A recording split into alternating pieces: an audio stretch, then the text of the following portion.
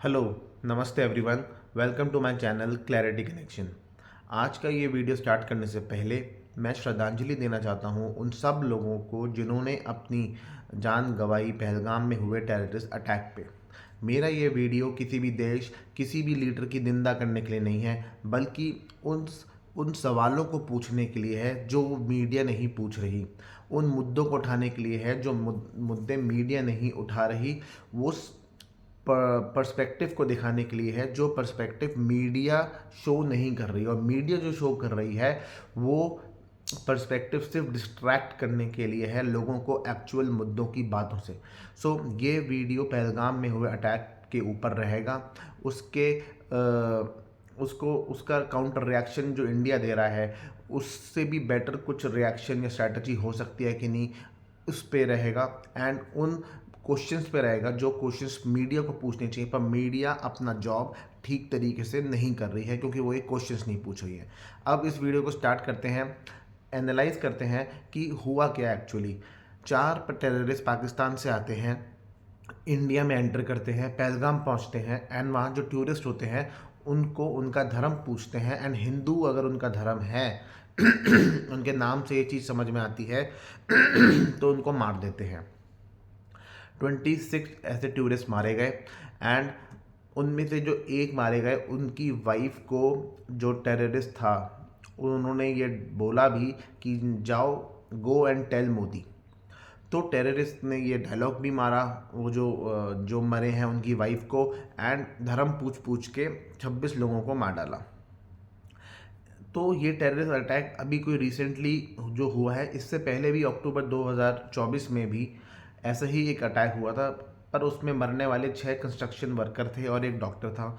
तो may be वो लोग गरीब थे, लोअर सेक्शन ऑफ सोसाइटी के थे, तो इतनी बड़ी मीडिया कवरेज वहाँ पे नहीं मिली, इतनी बड़ी न्यूज़ वहाँ पे नहीं बनी, या मे बी न्यूज़ को दबा दिया गया, पता नहीं। पर इस बार जो मरे हैं वो सब अपर मिडिल क्लास कैटेगरी के लोग थे जो इस देश में टैक्स देते हैं, फ्लाइट्स लेते हैं, होटल बुकिंग करते हैं, एंड गवर्नमेंट को जीएसटी देते हैं। तो ये टाइप की कैटेगरी के लोग इस बार, इन लोगों ने अपनी जान गंवाई। अब इस अटैक के बाद हो क्या रहा है, सारी की सारी आंखें, all eyes are set on Modi ji, या इंडिया अब कैसे रिएक्ट करती है। एंड मोदी जी भी बहुत चार्जड अप हैं और होना भी चाहिए। और अलग अलग मीडिया को एड्रेस करते टाइम या रेडीज़ को एड्रेस करते टाइम वो बहुत भारी भरकम हाई वोल्टेज वाले डायलॉग्स डिलीवर कर रहे हैं, प्रोमिस कर रहे हैं कि पाकिस्तान को देख लेंगे और बदला लिया जाएगा, and attackers will be punish beyond imagination. और देख लेंगे, इतना देख लेंगे, इतना देख लेंगे, मतलब ऐसा फील हो रहा है कि कोई जैसे गली की छोटी मोटी लड़ाई हो गई 2 लड़कों के बीच में वो यहाँ से कह रहा है देख लेंगे, वो अगली बार फिर अटैक कर देता है, फिर वो कहता है मैं तुझे देख लूँगा, वो अगली बार फिर अटैक कर देता है। तो देख लेंगे हो रहा है। एंड एक्चुअली में पूरा इंडिया अब देख ही रहा है कि ये हो क्या रहा है, और अब समझ रहा है देख देख के कि एक्चुअली में जो हो रहा है, जो करने वाला है, जो रिस्पॉन्सिबल है, वो अपनी रिस्पॉन्सिबिलिटी तो कभी एक्सेप्ट कर नहीं रहा। कोई भी लीडरशिप की तरफ से कोई भी रिस्पॉन्सिबिलिटी एक्सेप्ट करने की स्टेटमेंट नहीं आती। इस लीडरशिप को कोई भी आगे का ठीक डायरेक्शन दिखाने वाला है या नहीं, ये भी समझ में नहीं आता, क्योंकि सिर्फ बदला ले लो, बदला ले लो, क्योंकि इसी टाइप का सेंटीमेंट पूरे देश में अभी है। यही सेंटीमेंट गरमाया हुआ है, यही इमोशन पूरी पॉपुलेशन में है। तो इसी को अभी भुनाया जा रहा है, कैश किया जा रहा है। मीडिया पूरी चारों तरफ से मोदी जी को कवर कर रही है, एंड उनके रिएक्शंस पे एंडलेस डिबेट्स हो रहे हैं, वॉर कर देंगे, पाकिस्तान को नहीं छोड़ेंगे, ये सब। तो कुल मिला के एक स्टेज अभी दोबारा सेट हो गई है मोदी जी के लिए to deliver and to become the मसीहा या saviour of this country, of saviour of this जनता जो डिमांड कर रही है बदला बदला, एंड खून के बदले खून टाइप का वो हो रहा है। अब जो भी एक्शन मोदी जी का अब होता है उसका इम्पैक्ट आगे तक जाएगा। आगे जब बिहार इलेक्शंस आएंगे उस पर जाएगा, या उस पे इस इम्पैक्ट को भुनाया जरूर जाएगा। उसके बाद जो वेस्ट बंगाल में इलेक्शंस आ रहे हैं उस पे भी इस इम्पैक्ट का असर जाएगा, और इस असर के बारे में बार बार गुणगान किया जाएगा। जैसे कि आर्टिकल 370 जब हटाया गया था उस टाइम पे किया गया था। आर्टिकल 370 को हटाते टाइम बहुत बड़ी बड़ी प्रोमिसेस बोली गई थी, बहुत बड़े बड़े उसके बेनिफिट्स बताए गए थे जो होंगे, और उसकी वजह से वो मैनिफेस्टो में भी रखा गया था ये इस आर्टिकल को हटाने के लिए। एंड इस सब से एक एनवायरनमेंट, एक मोमेंटम ऐसा क्रिएट हुआ था जिसने इस पार्टी को जीत की तरफ आगे बढ़ाया था, और ये पार्टी जीती भी थी। बदला लेना ज़रूर चाहिए, बदला लेने में कोई गलत नहीं है, और ऐसा कोई करे तो उसको छोड़ना भी नहीं चाहिए, पर बदला लेने से पहले अपने इमोशंस को काम डाउन करके ये सोचना चाहिए कि ये जो भी हुआ ये हुआ कैसे, ये हो कैसे गया। मतलब इतना आसान है क्या इंडिया में कोई भी चार लोग आके घुस जाएं और किसी को भी मार दें? क्वेश्चंस, करेक्ट क्वेश्चंस पूछे जाने चाहिए लीडर से, पर कोई भी वो टाइप के क्वेश्चंस नहीं पूछ रहा है। मीडिया सिर्फ बदला लो इसी को दिखाया जा रहा है, इसी को भुनाया जा रहा है, नैरेटिव सेट किया जा रहा है, पर उससे डीप क्वेश्चन, उससे डीप इंट्रोस्पेक्शन कोई नहीं कर रहा कि भाई ये ऐसे ही चलता रहेगा, सामने से एक अटैक होगा हम बदला ले लेंगे, फिर अटैक होगा हम फिर बदला ले लेंगे। मतलब ये हाइड एंड सीक का गेम है कि वो हमारे को धप्पा बोलेगा, फिर हमारी डैन आ जाएगी, फिर हम उसे धप्पा बोलेंगे, फिर उसकी डैन आ जाएगी। ये इस टाइप से, ये इतना हल्के में या इतना रेगुलर मैटर है कि इसका हमने ये सॉल्यूशन सेट करा है, क्या ये परमानेंट सॉल्यूशन है, और ये सॉल्यूशन कितने लंबे समय तक ये सॉल्यूशन सस्टेन किया जा सकता है? कोई परमानेंट सॉल्यूशन जो लॉन्ग टर्म तक सस्टेनेबल हो, हमारे को इस प्रॉब्लम का बनाना पड़ेगा। पाकिस्तान ने इंडिया के 26 लोगों की तो जान ली सो ली, पर इंडिया का बहुत बड़ा फाइनेंशियल लॉस अभी भी करा, और फ्यूचर में भी उसने इंडिया के जीडीपी का या उस जगह के जीडीपी का बहुत लॉस किया। टूरिस्ट सीज़न अभी स्टार्ट होने वाला है इंडिया में, और जस्ट उससे पहले इतना मेजर अटैक हो जाए तो टूरिस्ट सीज़न तो उस पर काम तो एकदम ठप हो जाता है। कोई बिजनेस आने की उम्मीद नहीं, कोई टूरिस्ट अब नहीं आएगा इस पूरे सीज़न में। जो भी इंफ्रास्ट्रक्चर प्लान किया गया है था, प्रपोज किया गया था इस एरिया के लिए, अब उसकी वायबिलिटी देखेगी कि नहीं, क्योंकि टूरिस्ट ही नहीं आएंगे तो इंफ्रास्ट्रक्चर की डिमांड किसके लिए, कौन करेगा? तो उस डिमांड को पूरा करने के लिए अब इन्वेस्टमेंट भी कौन करेगा? सिर्फ 4 टेररिस्ट ने इंडिया में आकर 26 लोगों को मारकर इंडिया में पूरी तरीके से डर और दहशत का माहौल कर दिया। साथ ही साथ उस लोकल एरिया की इकनॉमी चौपट कर दी, उस लोकल एरिया के जो भी टूरिज़्म बेस्ड बिजनेसेस थे उन सबको चौपट कर दिया, क्योंकि अब कोई रेवेन्यू नहीं होगा, कोई बिजनेस नहीं होगा, क्योंकि कोई टूरिस्ट नहीं होगा। फ्यूचर की रिवाइवल की पॉसिबिलिटीज़ को ख़त्म कर दिया। एक फैक्ट के हिसाब से जो टाइम्स ऑफ इंडिया न्यूज़पेपर में आया था, लगभग 2 करोड़ 40 लाख टूरिस्ट जम्मू एंड कश्मीर में विज़िट करते हैं। अगर हर टूरिस्ट भी फ़्लाइट, होटल और फूड, साइट सीइंग इन सबको जोड़ के भी 4-5 दिन में 20,000 रुपये, 15 से 20,000 रुपये भी खर्च करे, तो ये लगभग 48,000 करोड़ का फाइनेंशियल लॉस है सीधा सीधा, और इसमें जीएसटी का भी कितना बड़ा लॉस है जो गवर्नमेंट को होता है। तो इतना बड़ा फाइनेंशियल लॉस हुआ सिर्फ 4 टेररिस्ट जो इंडिया में एंटर कर गए, और पूरे इंडिया में फाइनेंशियल लॉस भी करा, प्लस डर और दहशत का माहौल भी क्रिएट करा, जो अब इस पूरे सीज़न इंडिया में टूरिज़्म में जम्मू एंड कश्मीर का बिजनेस एकदम ठप रहेगा। तो एक सीज़न तो चला गया, अगले सीज़न पे भी इसका असर ज़रूर रहेगा। ऐसा है नहीं कि अगले सीज़न वापस से पूरी तरीके से सब रिवाइव हो जाएगा। जम्मू एंड कश्मीर का इतने टाइम बाद तो जीडीपी बढ़ना स्टार्ट हुआ था, इतने टाइम बाद उसमें नॉर्मल कंडीशंस जैसा वो सिटी भी दिखनी स्टार्ट हुई थी, पर वापस से अब इस अटैक से वापस से सब कुछ पहले जैसा दोबारा हो गया। अब ये कुछ क्वेश्चंस हैं जो समझ में नहीं आते कि इसका आंसर ये लीडरशिप कब देगी। पहला क्वेश्चन तो ये कि आर्मी को क्यों विड्रॉ किया गया जम्मू एंड कश्मीर से, आर्मी को रिड्यूस क्यों किया गया? किसने वो मीटिंग करी, किसने वो विड्रॉल को अप्रूव करा, किसने सिग्नेचर करे उस रिपोर्ट पे, ये सब का आंसर कब मिलेगा? आर्मी को विड्रॉ करने का क्या ऑब्जेक्टिव था? दूसरा, 4 टेररिस्ट इंडिया में एंटर कर गए और पहलगाम तक पहुंच गए, ठीक है, वेपन्स के साथ, इन सब के साथ, जबकि पहलगाम बॉर्डर के इतना नज़दीक भी नहीं है। तो ये कैसे हुआ? इन 4 लोगों ने मल्टीपल लेवल ऑफ सिक्योरिटीज़ को क्रॉस करते हुए ये पहलगाम तक पहुंच गए जहाँ इन्होंने अटैक करा। इन्होंने बीएसएफ को क्रॉस कर लिया, इन्होंने आर्मी को क्रॉस कर लिया, फिर सीआरपीएफ को क्रॉस कर लिया, जे एंड के पुलिस को क्रॉस कर लिया, एंड वो उस स्पॉट तक पहुंच गए जहां पे इन्होंने फायरिंग करी। मतलब सारी सिक्योरिटी की जो लेयर्स हैं, ये कोई भी इनको रोक नहीं सकी, इनको पहचान नहीं सकी।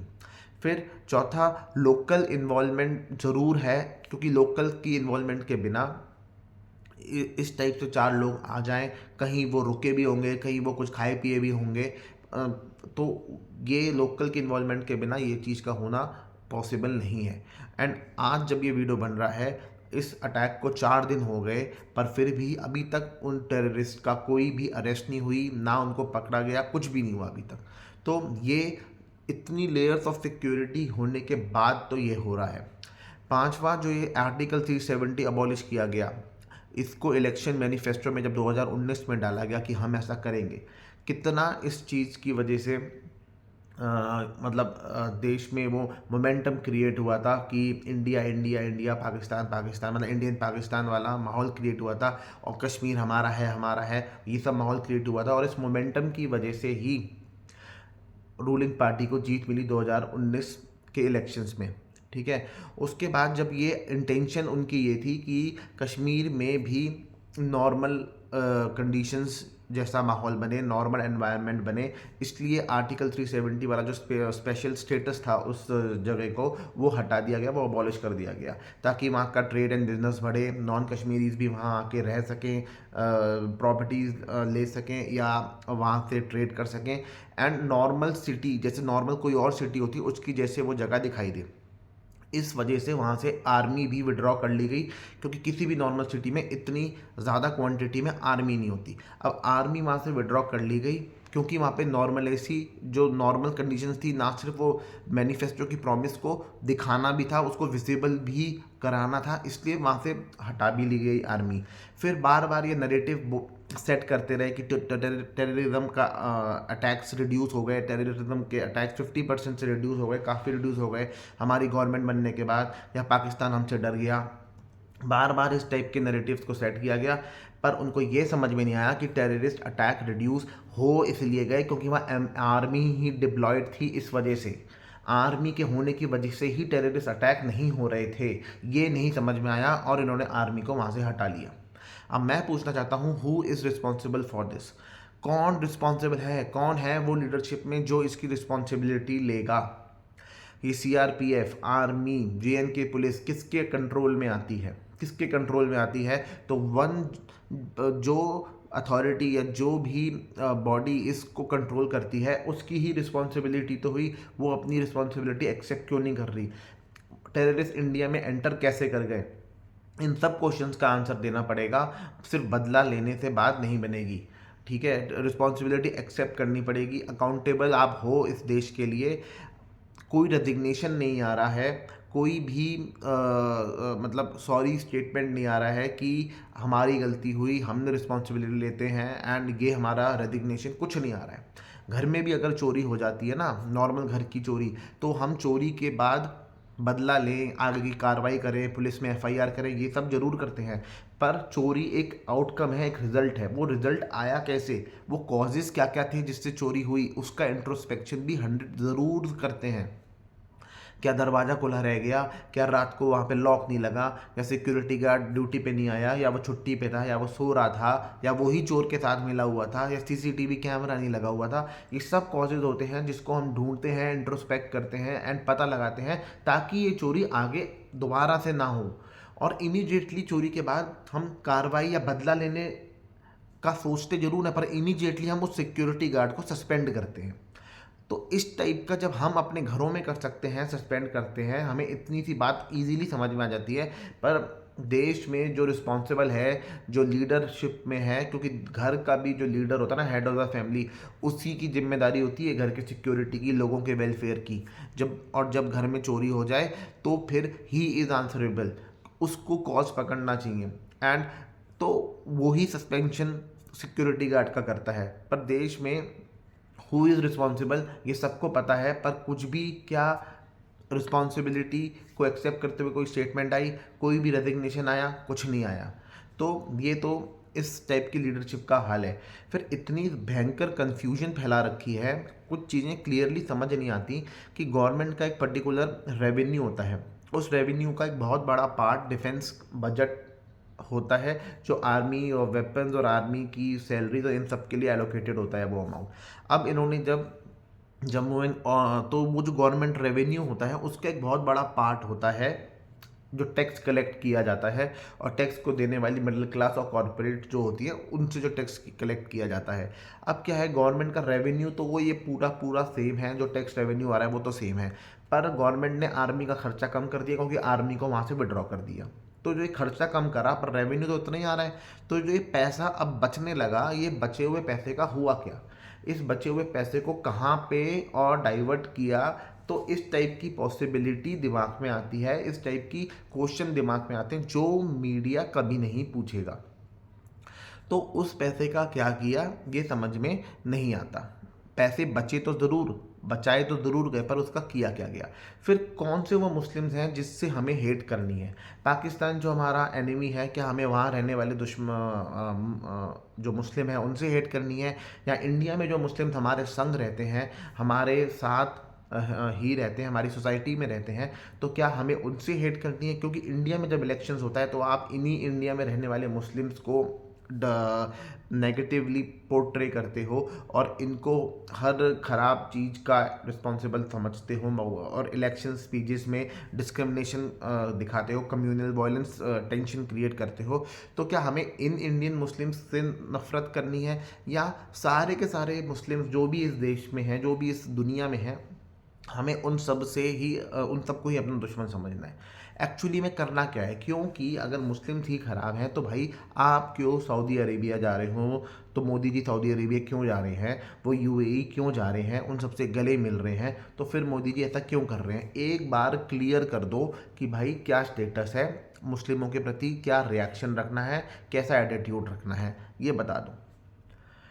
फिर जब ये हादसा हो रहा है, जब ये टेररिस्ट धर्म पूछ रहे हैं किसी एक जने का, तो बाकी के जो सब लोग खड़े हुए हैं उनको उनको कुछ और समझ में नहीं आया कि हम क्या करें।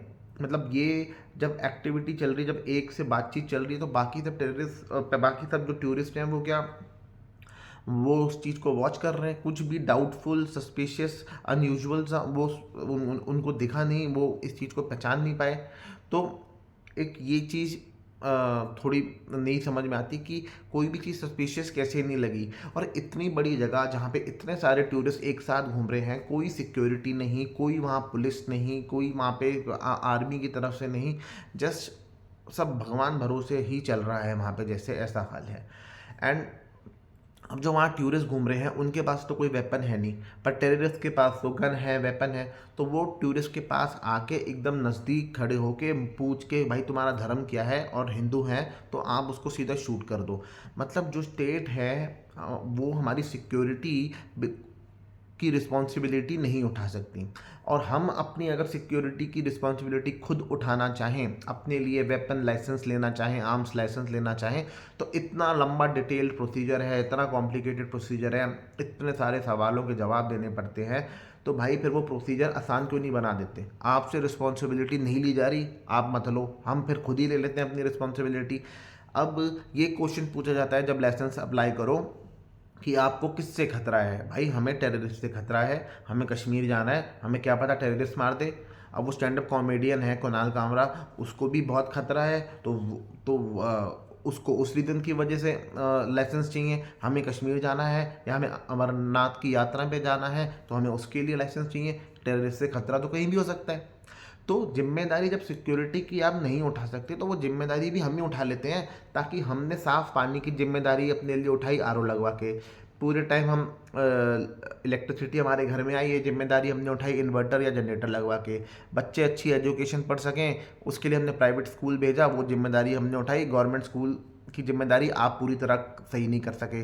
अच्छे इलाज हमें मिल सकें इसलिए हमने प्राइवेट हॉस्पिटल जाना चालू करा, क्योंकि गवर्नमेंट हॉस्पिटल का हाल क्या है आप भी बताओ, आपको भी पता है। पब्लिक ट्रांसपोर्ट की जिम्मेदारी आप लोग ठीक से नहीं उठा सकते, उसके लिए हमने अपने प्राइवेट ट्रांसपोर्ट लिए और हम वो यूज़ कर रहे हैं। हमारी सेफ्टी सिक्योरिटी की भी जिम्मेदारी अब हम ही को दे दो, क्योंकि वो भी आपसे नहीं उठ रही, वो भी आप लोग लायक नहीं उठाने के, क्योंकि तो फिर इतना कॉम्प्लिकेटेड ये लाइसेंस लेने का प्रोसीजर बना क्यों रखा है।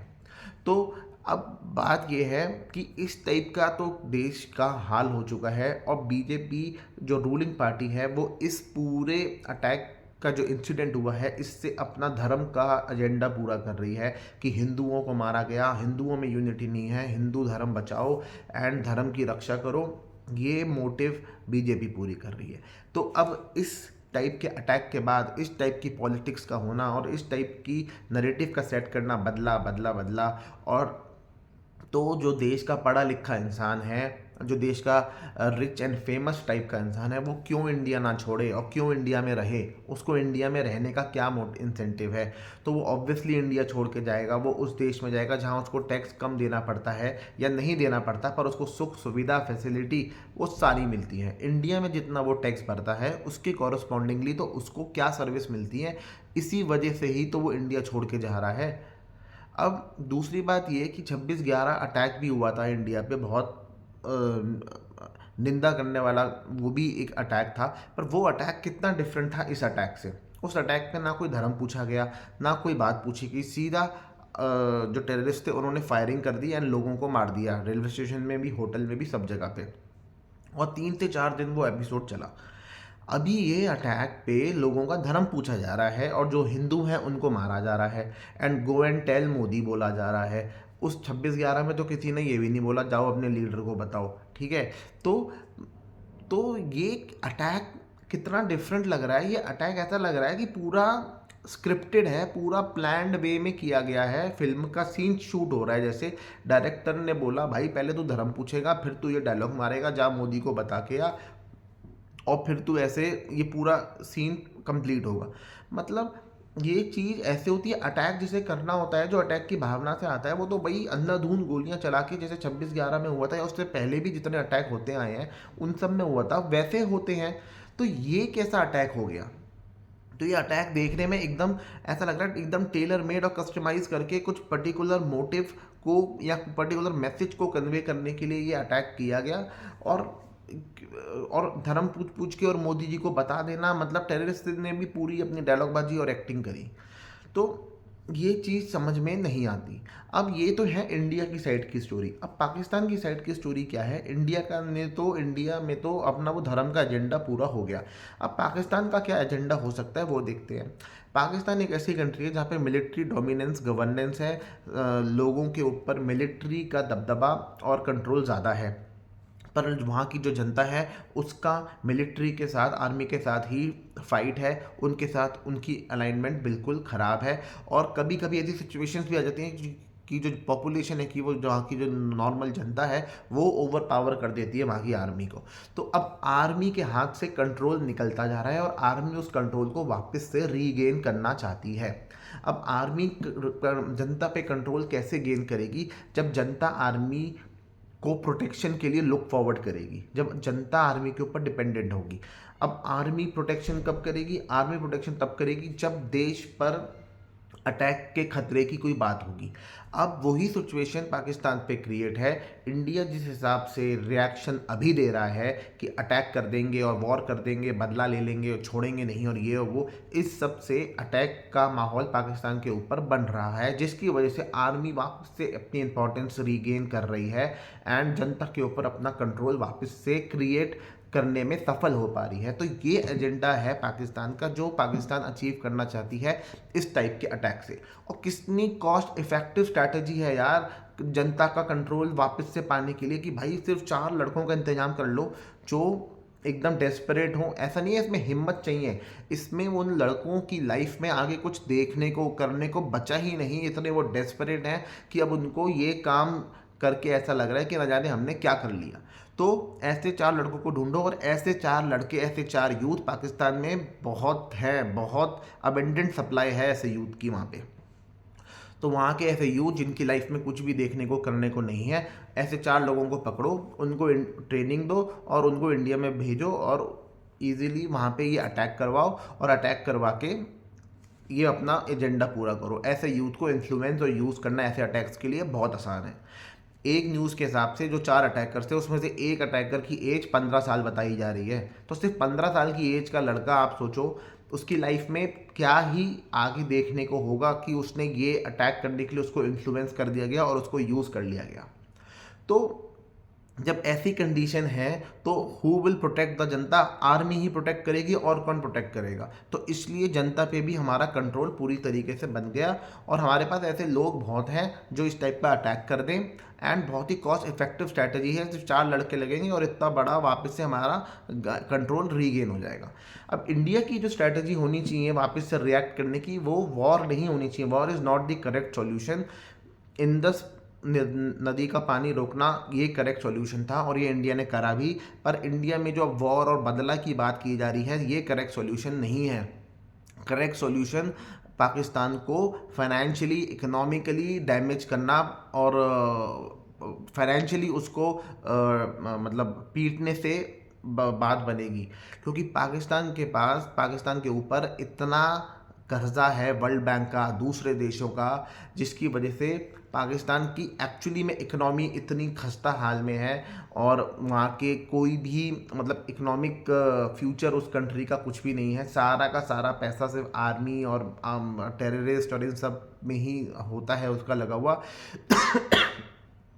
तो उसको फाइनेंशियली हिट करने की ज़रूरत है, ना कि इस वॉर के थ्रू। अगर वॉर होता है तो war is not the correct solution for India, क्योंकि इंडिया में इसमें लोगों की जान का तो नुकसान होगा ही होगा, पर जो फाइनेंशियल लॉस इंडिया को होगा ना, वो इंडिया के लिए बहुत ज़्यादा क्रिटिकल हो सकता है। क्योंकि इंडिया का फ्यूचर तो भाई पाकिस्तान से तो बहुत ब्राइट है। इंडिया के यूथ के पास तो आगे करने के लिए बहुत काम है, बहुत आगे कुछ लुक फॉरवर्ड करने को है। इंडिया पाकिस्तान से कंपेयर करें तो काफ़ी डेवलप्ड है, काफ़ी बेटर हालत में है, काफ़ी अच्छी यहाँ पे प्रॉस्पेरिटी है, इनकम है। तो हम वो चीज़ नहीं कर सकते। पाकिस्तान एग्जैक्टली यही चाहता है कि हम वॉर करें, इससे वॉर करके हमारे को नुकसान होएगा और पाकिस्तान को लेकिन अपना एजेंडा पूरा करने को मिल जाएगा। तो पाकिस्तान तो यही चाहता है वॉर करें, क्योंकि वॉर करने में अगर इंडिया जीत भी गया तो इंडिया का बहुत भारी नुकसान होने के बाद इंडिया जीतेगा। तो ये पाकिस्तान का ट्रैप है, और इस ट्रैप में इंडिया को नहीं गिरना है। ये पाकिस्तान एग्जैक्टली यही चाहता है कि ऐसा ही हो, पर ऐसा अगर हम ना करें, उसी में समझदारी है। हम जो भी हमें करना है वो एग्जैक्टली हमारे को अब चुपचाप रह के करना है, और कुछ कॉन्क्रीट करना है। ये सब अनाउंसमेंट्स, ये सब भाषणबाजी, नारेबाजी, ये सब नहीं करनी है। जो भी कुछ करना है कॉन्क्रीट करना है, अपनी कोर टीम के संग डिस्कशन करने के बाद करना है, और उसका ढिंढोरा नहीं पीटना, उसके नारे नहीं लगाने कि हम ऐसे कर देंगे वैसे कर देंगे। सो क्लैरिटी पूरी तरीके से मुझको भी नहीं है, बट आई सी क्लैरिटी। मैं चीज़ों के थ्रू देखने की कोशिश करता हूँ, तो मुझे ये सब दिखा जो मैंने इस वीडियो में आप सबके संग शेयर करा। अगर आप सब भी एग्री करते हो तो अपना फीडबैक कमेंट बॉक्स में ज़रूर देना कि ये सब चीज़ों के पीछे इंडिया पाकिस्तान का कुछ ना कुछ मोटिव भी हो सकता है, या ये चीज़ नेचुरल नज़र नहीं आ रही। क्योंकि नेचुरल अटैक्स किसी और टाइप से हमने देखे होते हुए, और ये अटैक कितना आर्टिफिशियल और कितना मतलब स्क्रिप्टेड टाइप का लग रहा है। तो इसमें ये एक और बात है कि मीडिया अपना काम ठीक से नहीं कर रही है, जनता करेक्ट क्वेश्चंस नहीं पूछ रही है, और जनता को करेक्ट क्वेश्चंस पूछनी चाहिए। And the leaders should accept their responsibility कि ये मिस्टेक हुई है, और अपनी सिर्फ डायलॉग मारने से अब बात नहीं बनेगी। तो डायलॉग मत मारो, kindly do something concrete and चुपचाप ओके करो, ज़्यादा उसकी भाषणबाजी नारेबाजी मत करो। So if you like this video, आपको एक कंटेंट से आप रिलेट करते हो, एग्री करते हो, तो प्लीज़ कमेंट बॉक्स में अपना फीडबैक देना। चैनल को वीडियो को लाइक करना, शेयर करना, एंड चैनल को सब्सक्राइब ज़रूर करना। Thank you so much.